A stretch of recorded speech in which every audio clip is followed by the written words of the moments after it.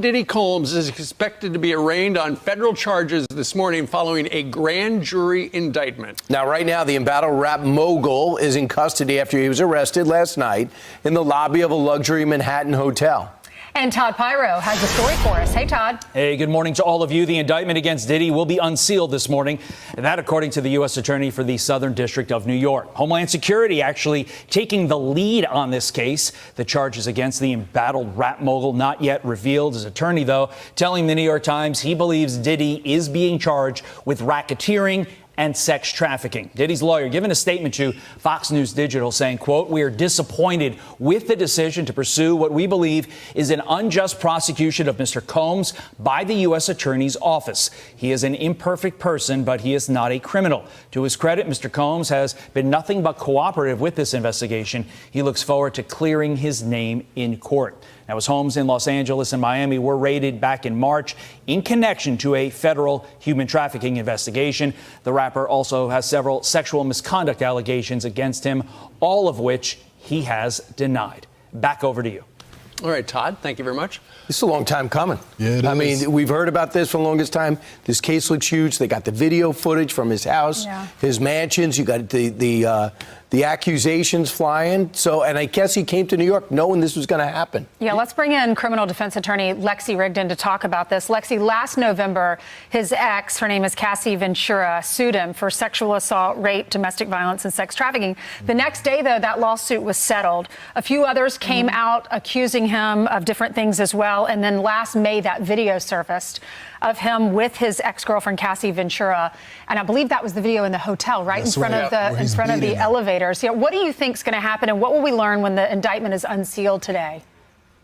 Well, Ainsley, we're going to learn a lot more when the indictment is sealed, especially what people really want to know is exactly what he's being charged with. But to your point about all of the information that came out of him, I mean, this was a meteoric fall from grace. I mean, he was an impresario. He was involved in the hip hop community. He became obviously very wealthy, and he knew that this was coming down the pike. First of all, the lawsuits started hitting, then his houses started getting raided, and now he's selling off his shares of various businesses. His very expensive mansion in California is up for sale. So he's clearly been preparing for this and did come to New York with the understanding that he was going to be arrested, which I can't even imagine how he must have felt about that, sitting in that hotel room in New York. But today we're going to be able to find out exactly what he's charged with, which I think will be racketeering, just like his attorney said, racketeering, potentially violations of the Mann Act, which is transferring somebody across state lines for illegal sexual activity. And those are reminiscent of what R. Kelly was charged and ultimately convicted with. So this is kind of similar to what happened in the past with him. So, Lexi, this is not the first time they've tried to go after Diddy. But what ends up happening is that the witnesses suddenly go away. Does that mean that it is different this time? I mean, we had a three-house raid. You had Florida, you had New York, and you had California. So does this mean that this time that the Fed finally has cooperation from witnesses? I think it is different this time. First of all, I think that the civil cases, which were explosive with the allegations, really brought to focus his behavior. Right. And then one of those lawsuits by a former male assistant actually has a lot of pictures and a lot of video that was referenced in the lawsuit. And so not only do I think they have obviously witnesses who are cooperating, but they also have evidence to support these charges. That was a very detailed and disturbing and surprising lawsuit that was filed by his former male assistant. Yeah, and Ainsley was talking a moment ago, Lexi, about Cassie, his longtime girlfriend. She sued him. He settled the next day. Then five more people came out of the woodwork and also sued him, but they decided not to settle. They decided they were going to fight it in court. And then you come upon these home raids, and it wasn't the local cops, it wasn't the FBI, it was Homeland Security investigations that a lot of people have never even heard of, but they're the ones who investigate sex trafficking cases. That's a unique unit, and that's why they essentially came out with bazookas. Right, and these are federal crimes. Obviously, the Mann Act is a federal crime. And then the sex trafficking. And there could also be potential for a lot of those lawsuits referenced rampant drug use and weapons. One of Cassie's allegations was that he forced her to hold a gun in her purse. I mean, so there could be also potentially a narcotics and firearm aspect to this as well. All right, what about Homeland Security? Why are they leading this case? Homeland Security is usually in charge federally of investigating human and sex trafficking cases. So that's just standard operating procedure for why they were there. But it just shows how seriously this has been taken after those lawsuits brought to light. And I think had they not been filed, there wouldn't have been the media attention and there wouldn't have been the substance for the feds to take a look under the hood and say, gee, there's something seriously wrong with this guy. And this isn't his first brush with the law. Nope. I mean, he was acquitted in 1999 of a nightclub shooting, and which involved J-Lo, which was a very sensational story. So, we remember. He's in a world of trouble. Right, but he's got a lot of money. He's got a lot of lawyers. We'll see what happens. Lexi, thanks so much. Thank you, Lexi. His lawyer said he's disappointed. Guys. Daddy's a music icon. Diddy is a music icon, loving family, a philanthropist, adoring his children, imperfect, but he is not a criminal. Please reserve your judgment until you have all the facts. He's an innocent. Fact. He do. He has a lot of money. A lot of money, a lot of power. They won't be able to stop him. Yeah, so like I said, he's really building collateral to fight this case. Like I said, he's trying to sell his houses. I believe he tries to sell his jet and everything. And remember, you guys, he came to New York, I believe, last week, and also with the kids and everything. And there was video before that he got before he got arrested, that he was walking around with his kids at the time around New York, and also they going to Central Park and send it down around and everything before he got locked up. So. So basically, Diddy knew, I guess, I don't know, the lawyer gave him a tip that, come to New York, and that's, that's where you're going to get locked up at, when the feds is going to pick them up and everything. And right now, I think he went back into court today and also see he could go try bail again, find out that his bail got denied again. So it looks like Diddy's going to be in jail until the trial comes up and everything. So that's how it's looking right now. So go ahead, Hakeem. First of all, thank you for coming, PhD. We really appreciate you coming. We really appreciate you coming on by. So go ahead, Hakeem. What's your take on this? I'm gonna let her go before me. Okay. Shout out to 90s. That's also in the building. Also, Jonah Hurdham is also in the building as well. Go ahead, Queen. Thank you, sir. How y'all doing? I'm doing well. Doing good. Doing well. Good. Wow, right? So it was a lot because, like they said, they've been trying to get him for a minute, or different people have been coming out and saying he was doing things for a very long time, and they just never had the traction. Their claims never gained traction, and nothing ever happened to him. But I think now, because I actually watched a show where they read the indictment, and so they're bringing up a lot of things that he's done for decades, right? So since 2007, they were citing things that he had done. The other thing that stood out to me when I was watching the person read the indictment was that they talked about the large network of people that was needed for him to carry out this type of thing. And so that means they got a lot of witnesses, right? Because, right, if those people participated, then they could be prosecuted themselves. But because they're the small fish, they usually come and say, okay, we want you to testify or be a witness in exchange for us for immunity or, not being prosecuted. Then you also got Cassie, who could testify, right?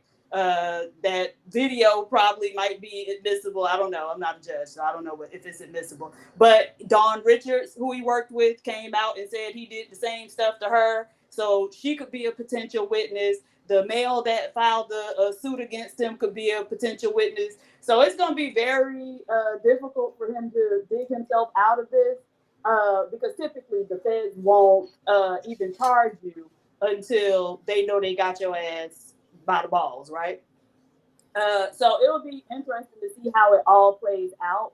But I think that it's just very important, watching him, watching R. Kelly, watching, what's the other guy? Bill Cosby. Black men have to understand, no matter how much money you have, no matter how much fame and notoriety you have, no matter how much power you think you have, them folks always come in and grab you by the scruff of your neck whenever they get ready to. And so they need to behave in a way to where they're not, giving them the damn rope to hang.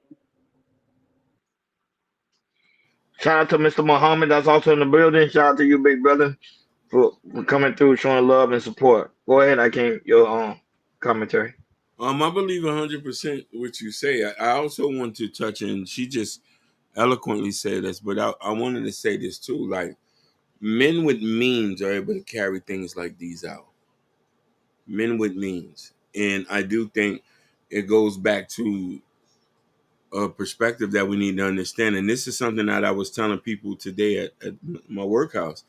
I said, you could be talking to somebody from another state on Instagram and tell her to come to Miami. That's sex trafficking. Flying Yes, it is. Flying an Instagram girl in, that's sex trafficking. It is. Like she gets in the room, things go a little haywire. Y'all shake something and she go back home. She still didn't like what's going on. It's a crime. So, you got to be careful. This is why I say that if you married, if Diddy had got married 20 years ago and his deviancy was controlled, he wouldn't be in this mess right now. But, when you got so much money, like regular sex don't mean nothing no more. It's time for freak-offs. Serious freak-offs. Now, shout out to Shiesty Bomb. That's also in the building. But to be honest with you, Hakeem, PhD, and Jordan, I still see PD still winning this case. I think this is gonna be like one of the cases like they had back in the 90s with the OJ Simpson trial. Pretty much he's gonna get high powerful lawyers and he's gonna win it. He's gonna win it and he's gonna win on top. I told Hakeem and Jordan a long time ago when it first started. The problem with P. Diddy, he should have never settled with Cassidy. I kept telling people that he should have never settled. Because soon as he settled, that opened a whole heap of worms. Now everybody think it's an opportunity for me to come out to get some money and to dispose of him on Diddy. Now we see him at a weak, vulnerable state. And I think that's a mistake here. I think he knows in the back of his mind he made. But I understand he sat with his legal team and felt it was the right decision to make. And I think it was the wrong decision to make. He should have took her behind to jail. Not to jail, but to court. Because remember at that time, they didn't really have too much evidence. It was pretty much she say, he say. There was not enough evidence. Now, there's people coming out and say, we got this, you got this, you got this. But a lot of people that saying stuff according to those indictments, a lot of stuff got overturned. I think you just recently, the guy that sued P. Diddy for $1 million, the judge has recently just overturned that case and say, no, P. Diddy won. You get what I'm saying? So that was pretty much going to happen. This man, he saved up a lot of money, and he said he's selling a lot of his assets. This is going to be a serious battle. And, of course, they say the reason why his bail was denied today because of the simple fact they are afraid that he's going to harass the witnesses. They don't want that to happen because they know how powerful he is. Go ahead. Go ahead, Jim. I want to say this too, Hakeem. So going to Roddy's point, I have a clip for that. Hakeem first played the clip of him with his kids and also played two clips with the feds talk about they have, his sex parties also having the videos as well, confiscating his videos. 2, 3. I'm not lying. Oh, they beautiful. Thank you guys. I appreciate it. Yeah. It was really nice meeting you guys. 1, 2, 3. I'm not lying. Oh, they beautiful. Thank you guys. I appreciate it. Yeah. It was really nice. As part of this investigation, in March of this year, special agents from HSI executed search warrants at Combs' residences in Miami and Los Angeles. They also executed a warrant for Combs' electronic devices. During those searches, agents seized evidence of the crimes charged in this indictment. They seized firearms and ammunition, including 3 defaced AR-15s and a large capacity drum magazine. They also seized evidence of the freak-offs, electronic devices that contain images and videos of the freak-offs with multiple victims. And they seized cases and cases of the kinds of personal lubricant and baby oil that Combs' staff allegedly used to stock hotel rooms for the freak-offs. As part of this investigation, in March of this year, special agents from HSI executed search warrants at. And there's another one on the bottom too. I just wanted to take that deal, Diddy. Take that first deal smoking. Shout out to Ruthless Shoes that's also in the building. Take that 15 years and walk away. Nah, he's not gonna take it. I think he's gonna walk out free. But go ahead. That's just my personal belief. He's too powerful. Let me see. Were made about Combs' crimes. He and others pressured witnesses and victims to stay silent, including by making phone calls to witnesses and victims and giving them a false narrative of what they had experienced. And as alleged, Combs used others to help conceal his abuse. As part of this investigation, in late 2023, after public allegations were made about Combs' crimes, he and others pressured witnesses and victims.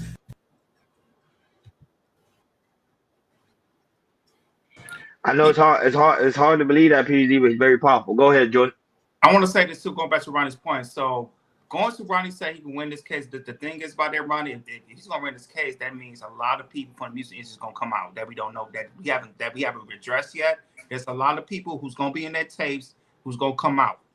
We don't know. It could be as high. It could be big time rappers we know for years and years and years. So this case is gonna be nice. This case is gonna be juicy, and I'm telling you, a lot of people from the music industry is definitely gonna come out, because we know there's a lot of people who went to the Diddy parties, maybe doing something they're not supposed to do, and it's gonna come out. It's gonna be leaking, and it's gonna be leaking. I don't know how long this trial is gonna be, but we're gonna see a lot of people come who's in that Diddy, who's in the footage, and they're gonna be leaking. So we're gonna be like, yo, we're gonna see some people that be doing some stuff that we might be surprised at or not surprised of what's going down in the Diddy party. But go ahead, Ruthless Shoes, man. What's your take on it? Oh, no, hold on. Let me respond on that point before Ruthless go. Hold on, Ruthless, before we go. Let me just respond on this one point. How long was the O.J. Simpson trial, if y'all can remember? How long was that trial? That was almost a year. Yeah. Like a year, right? Almost. Yep. Almost. The same thing gonna be a P. Diddy. It's gonna be a year. And mind you, O.J. Simpson is not even that powerful the way P. Diddy was. O.J. Simpson was the American hero in football. P. Diddy is like the empire in the music industry. Think about it. And not only that, when it came to his freak off and his Miami parties in LA and Miami party in Miami and also in LA and New York, mind you, a lot of presidents went there, a lot of celebrities went there, movie stars, basketball players, football players. Trust me, he got the beans on everybody. This is gonna be a serious case. I don't think it's gonna be as quick as people think it's gonna be.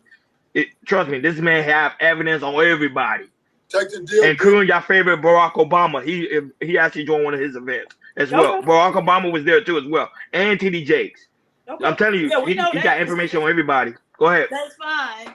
But so you keep likening it to the O.J. Simpson trial, but there's a huge difference, right? Because the O.J. Simpson trial was the city of Los Angeles versus O.J. Simpson, right? This is the U.S. government versus. So there's a very but even though it was the U.S. government, but the U.S. government also joined his event. But go ahead.